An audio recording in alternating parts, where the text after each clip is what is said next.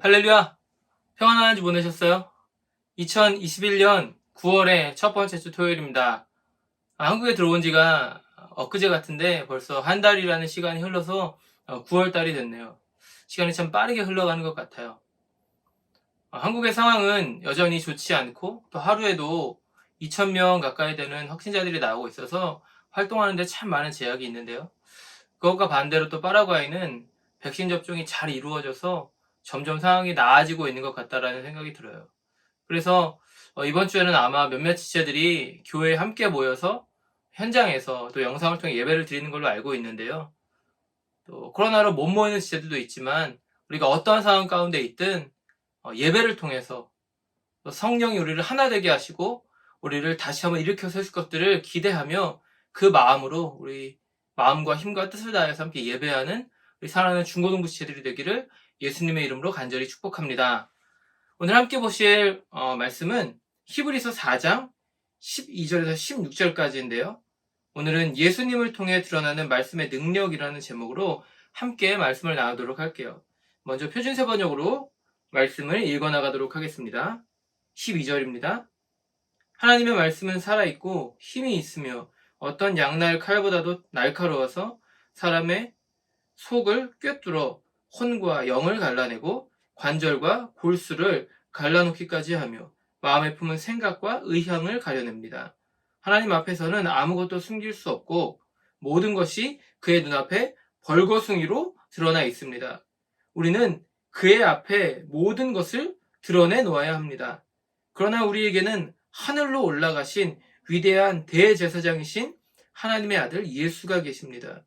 그러므로 우리가 고백하는 신앙을 굳게 지킵시다. 우리의 대제사장은 우리의 연약함을 동정하지 못하시는 분이 아닙니다. 그는 모든 점에서 우리와 마찬가지로 시험을 받으셨지만 죄는 범하지 않으셨습니다. 그러므로 우리는 담대하게 은혜의 보좌로 나아갑시다. 그래서 우리는 자비를 받고 은혜를 입어서 제때에 주시는 도움을 받도록 합시다. 아멘. 제가 몇 년 전에 수련회 프로그램을 준비하기 위해서 이제 사무실에서 열심히 칼로 이렇게 종이를 자르고 있었어요. 그런데 반복적으로 종이를 계속 자르다 보니까 팔이 아파오고 점점 이렇게 힘들어지는 거예요. 그래서 속으로 그런 생각을 했습니다. 오랫동안 반복적으로 똑같은 일을 하다 보니까 힘이 들 수밖에 없구나 이런 생각을 했어요.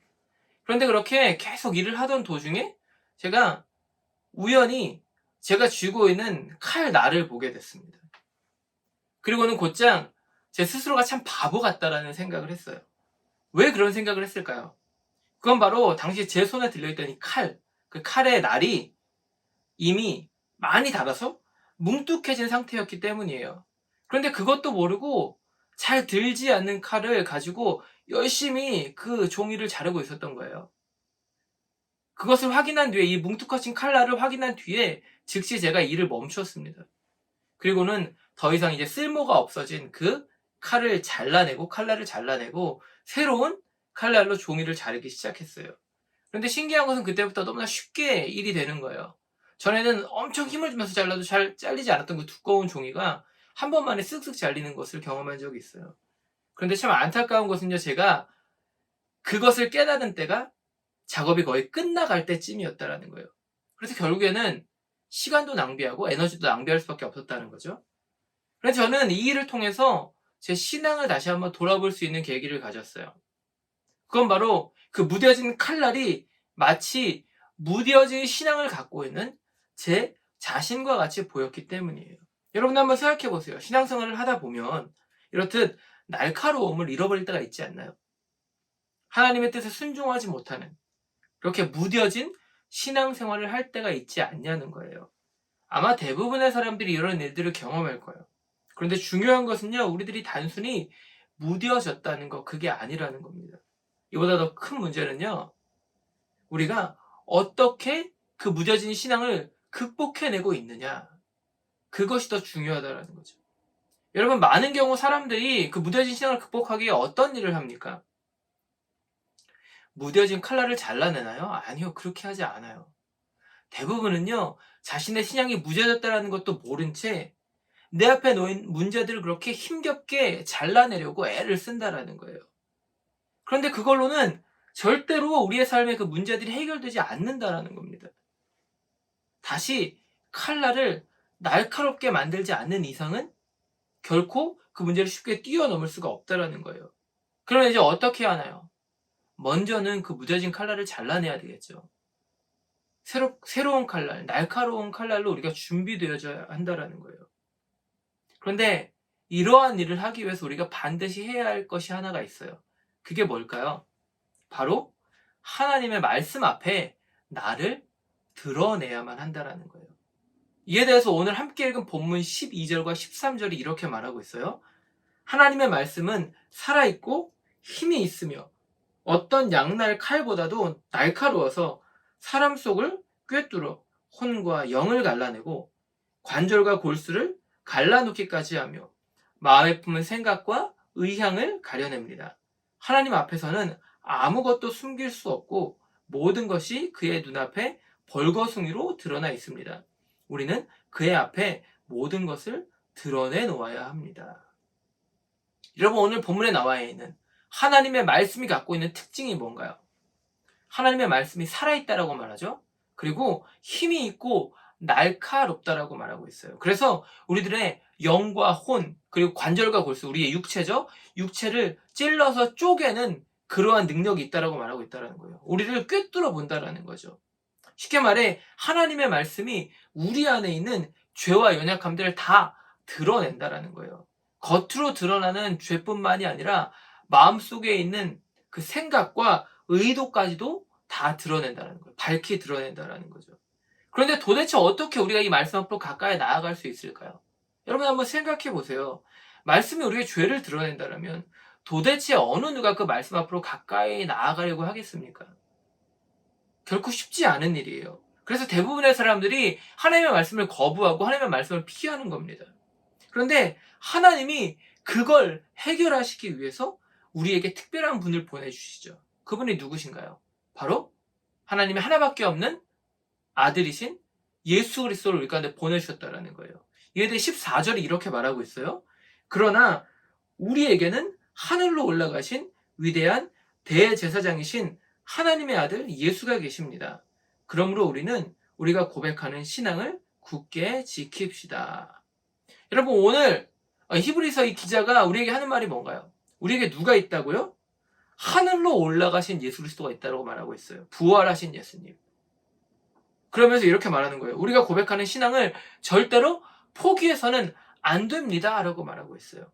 여러분, 예수님이 우리를 위해서 하신 일들을 한번 생각해 보세요. 우리의 죄를 대신해 그분이 십자가에 달려 죽으시죠. 그 죽음을 뚫고 3일 만에 부활하세요. 그리고 그 죽음과 부활을 믿는, 예수님을 구주로 믿는 모든 자들에게 영원한 생명의 길을 열어주셨다는 거예요. 그런데 중요한 것은요, 단순히 그것만으로 우리들의 신앙이, 우리들의 삶이 완성되지 않는다라는 겁니다. 오히려 이것은요, 신앙생활을 위한 하나의 출발점에 불과해요. 왜 그렇습니까? 그건 바로 진정한 삶, 거룩한 삶이 바로 말씀을 통해 세워지기 때문이에요. 그런데 왜 하필 그 시작점이 예수님이 되어야 합니까? 그냥 말씀을 읽으면 되는데 왜 굳이 예수님을 영접해야만 하냐는 거예요. 우리가 앞에서 본 것처럼 말씀이 우리의 죄를 드러내기 때문이에요. 우리가 예수님을 알지 못할 때 다가오는 말씀은요, 우리 가운데 그것을 거부하게 만들어요. 어둠으로 숨게 만든다라는 거예요. 그렇기 때문에 예수님을 알지 못하는 자들이 말씀에 순종할 수도 없는 겁니다. 요한복음 1장 1절을 보세요. 성경은 예수님을 어떤 식으로 소개하고 있습니까? 태초에 예수님이 말씀으로 존재하셨다라고 말하고 있어요. 쉽게 말해 예수님이 곧 말씀 자체라는 겁니다. 태초에 말씀이 계셨다. 그 말씀은 하나님과 함께 계셨다. 그 말씀이 하나님이시다. 말씀이 하나님이고 예수님이 곧 말씀이라는 겁니다. 그런데 중요한 것은요, 그 말씀이신 예수님이 태초에 하나님과 함께 말씀으로 천지를 창조하셨다라는 거예요. 그 능력의 그 말씀을 가지고 계신 그 예수님, 그분이 또 우리를 구원하시기 위해 천한 인간의 몸으로 이 땅에 오셨다라는 겁니다. 이어지는 말씀을 보세요. 15절을 통해 우리가 알 수 있는 게 뭔가요? 그 예수님이 우리의 연약함을 다 이해하신다라는 거예요. 어떻게 우리를 이해하실 수 있습니까? 성경 이렇게 말하고 있어요. 우리의 대제사장은 우리의 연약함을 동정하지 못하시는 분이 아닙니다. 그는 모든 점에서 우리와 마찬가지로 시험을 받으셨지만 죄는 범하지 않으셨습니다.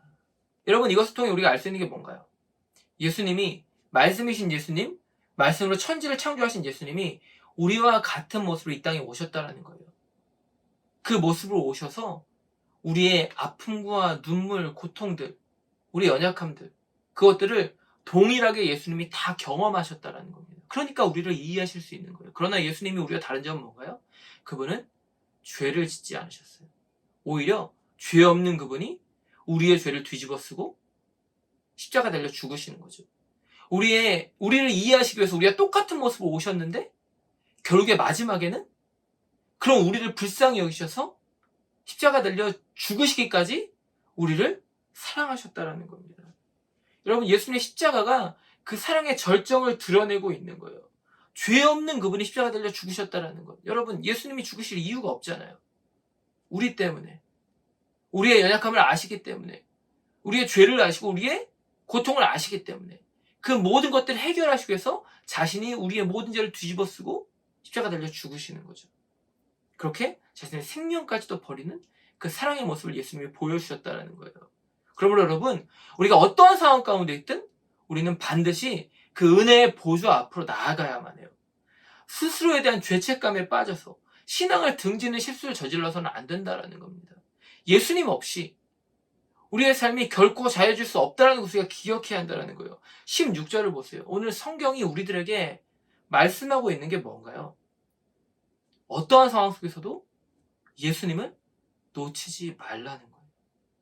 예수님을 의지해서 말씀 앞으로 더욱더 가까이 나아가라는 겁니다. 그래야만 제때에 우리들의 삶이 하나님이 주시는 도움을 받을 수 있다고 말하고 있어요. 16절 이렇게 말합니다. 그러므로 우리는 담대하게 은혜의 보좌 앞으로 나아갑시다.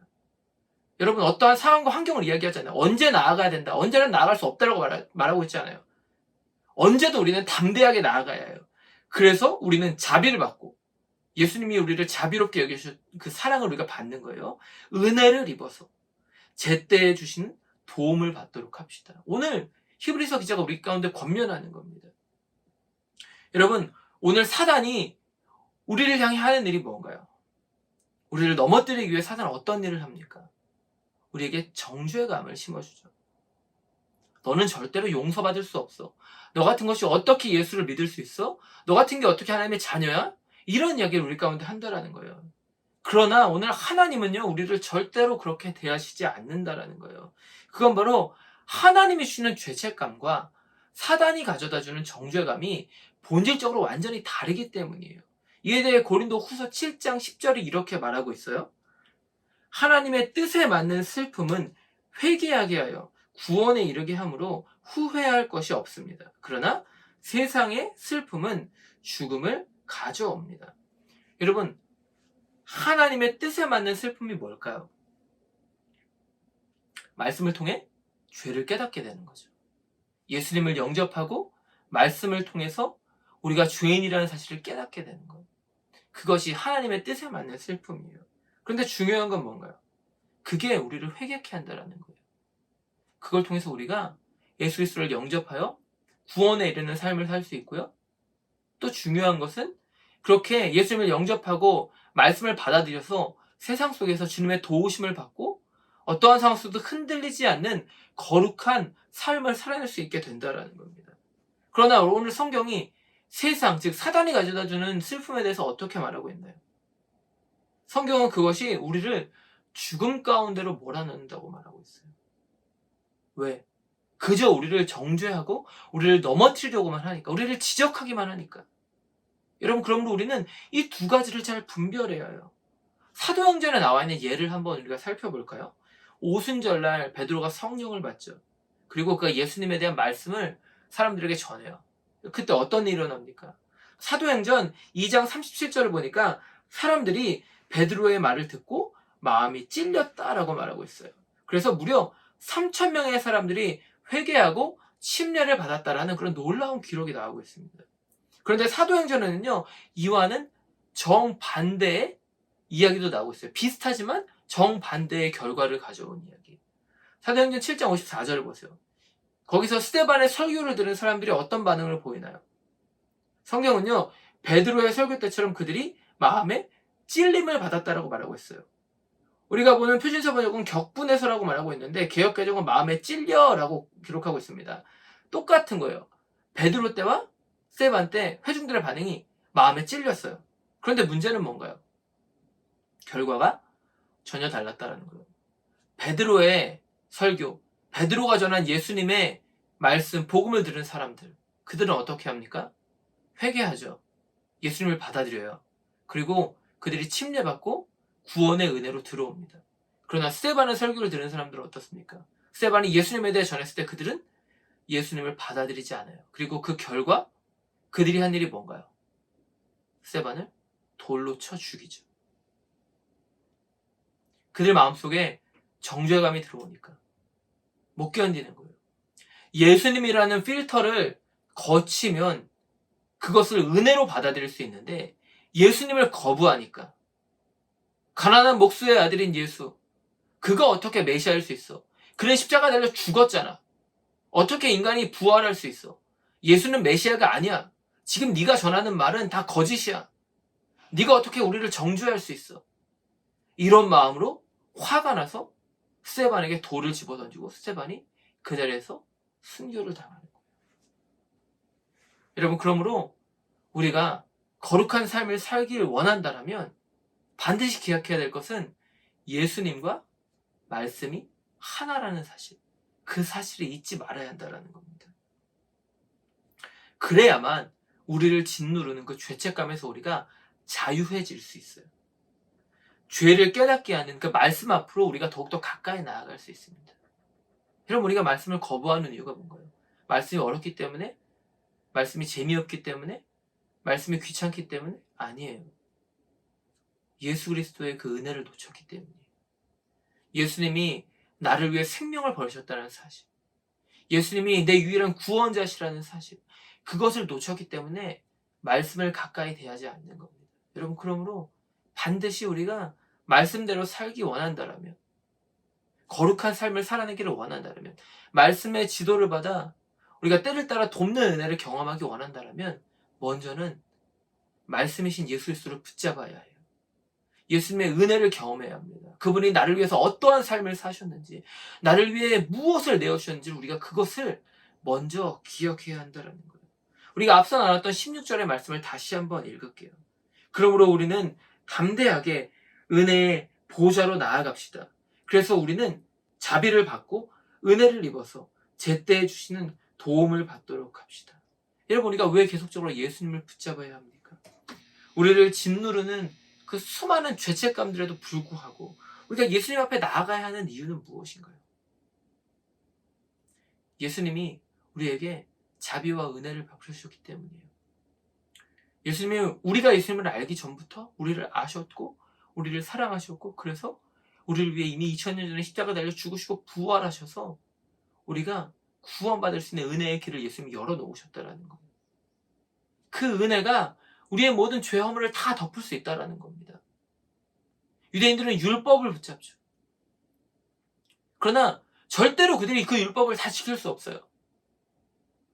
한계가 있기 때문에. 결국 율법은 내가 죄인이라는 사실을 깨닫게 하는 그런 도구일 뿐이라는 거예요. 우리가 갖고 있는 성경 말씀도 마찬가지예요. 여러분, 말씀을 듣다 보면 여러분 죄책감이 다가오잖아요. 어떻게 그것을 넘어서겠습니까?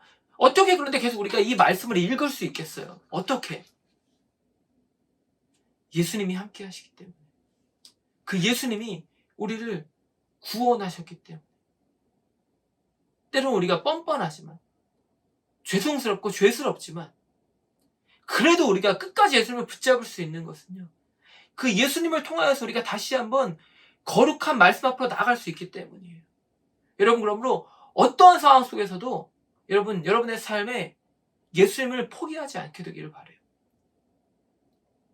힘들고 어려울 때마다 더욱더 예수님을 붙잡고 우리가 죄 가운데서 눈물을 흘리고 후회할 때마다 그때마다 다시 한번 돌아서 예수님 앞으로 나오시기 바랍니다. 그러면 예수님이 우리의 연약함들을 끌어안아 주실 거예요.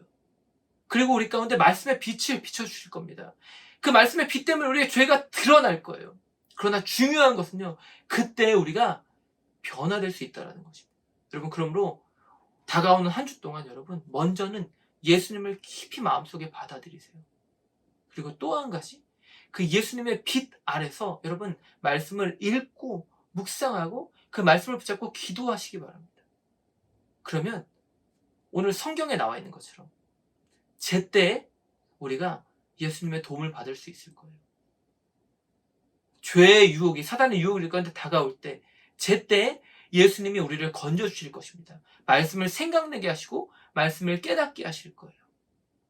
그래서 우리가 죄의 길에 서지 않고 오만한 자의 자리에 앉지 않고 하나님의 은혜를 붙잡고 말씀 안에서 즐거워하며 승리를 향해 달려가는 그런 삶을 살게 하실 것입니다. 여러분, 그러므로 한동안의 삶 속에서 어떠한 상황과 환경이 다가오더라도 끝까지 말씀을 붙잡고 끝까지 예수님을 붙잡고 승리를 이루어내는 그런 한 주를 살아내는, 그것을 통하여서 하나님 우리에게 맡기신 그 거룩한 삶, 비전을 이루어내는 삶을 살아내는 저와 여러분이 되시기를 예수님의 이름으로 간절히 축복합니다. 함께 기도하겠습니다. 하나님, 오늘도 귀하고 복된 중고등부 토요예배를 통하여서 함께 말씀을 나누게 하시며 감사드립니다. 하나님, 13시간의 시차를 뚫고 한국과 파라과이, 하나님 그 먼 거리를 뚫고 우리가 영상을 통해 함께 예배를 드립니다. 또 오늘은 몇몇 지체들이 교회에 함께 모여서 현장에서 말씀을 듣고 이후에 또 귀하고 복된 시간을 갖습니다. 하나님, 그 모든 일들이 하나님의 은혜 가운데 이루어지는 일이오니 하나님, 우리가 어떠한 상황 환경 가운데 있든 하나님 그 은혜를 놓치지 않고 예수님을 붙잡고 예수님의 은혜 아래서 말씀을 받아들이는 삶을 살아낼 수 있도록 붙잡으시고 인도하여 주시옵소서. 그래서 우리의 삶에 세상의 유혹이, 사단의 유혹이 다가올 때마다 때를 따라 돕는 은혜를 그 말씀을 통하여 경험하게 하여 주시옵소서. 하나님, 그래서 우리의 삶이 어떠한 상황 속에서도 하나님이 주신 비전을 놓치지 않고 거룩한 삶, 승리의 삶을 살아낼 수 있도록 함께 하시고 인도하여 주시옵소서. 그렇게 우리를 인도하시고 승리 가운데 우리를 세우실 그 주님을 바라보며 오늘도 살아 역사하시는 우리의 구원자 나사렛 예수 그리스도의 이름으로 감사하며 간절히 기도드렸습니다. 아멘.